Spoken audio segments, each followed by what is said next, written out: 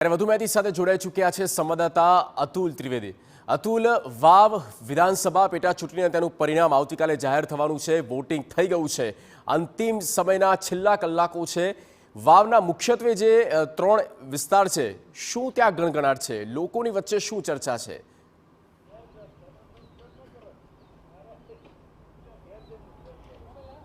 जी, वाव विधानसभाની વાત કરવામાં આવે તો આવતીકાલે વાવ વિધાનસભાની પેટા ચૂંટણીનું પરિણામ છે, એટલે કે આવતીકાલે મતગણતરી થશે।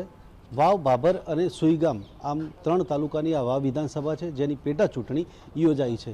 જો કે વાવ વિધાનસભામાં આ વખતે મુકાબલો ત્રિપાંખીયો રહ્યો છે।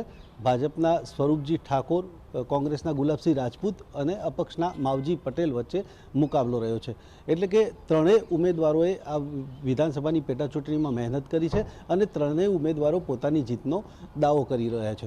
ક્યાંક ઠાકોર સમીકરણ, ત્યાં ક્યાંક ચૌધરી સમાજનું સમીકરણ અને અનુસૂચિત જાતિનું સમીકરણને જોતા જે નિર્ણાયક મત છે એ ઇતર કોમના બની રહે તેવી શક્યતાઓ છે।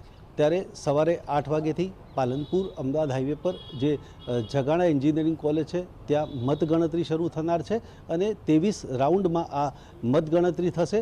321 જે મતદાન કેન્દ્રો છે ત્યારે એક રાઉન્ડમાં જે 14 મતદાન કેન્દ્રોને સમાવી લેવાશે।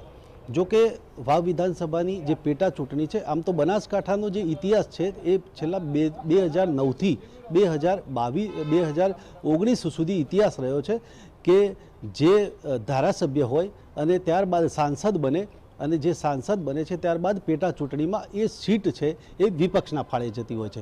એટલે કે આવતીકાલે પરિવર્તન થાય છે કે પુનરાવર્તન થાય છે એ પણ નક્કી થશે।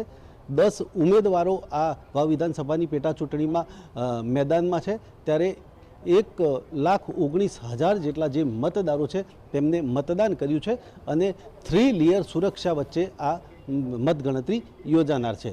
ત્યારે આવતીકાલે જે પ્રમાણે સવારે 8 વાગ્યાથી મતગણતરી શરૂ થવાની છે અને જેને લઈને અત્યારે તો ભાજપ, કોંગ્રેસ અને અપક્ષના જે ઉમેદવારો છે ત્રણે ઉમેદવારો જીતના દાવા કરી રહ્યા છે। જી અતુલ, આભાર તમામ માહિતી આપવા માટે।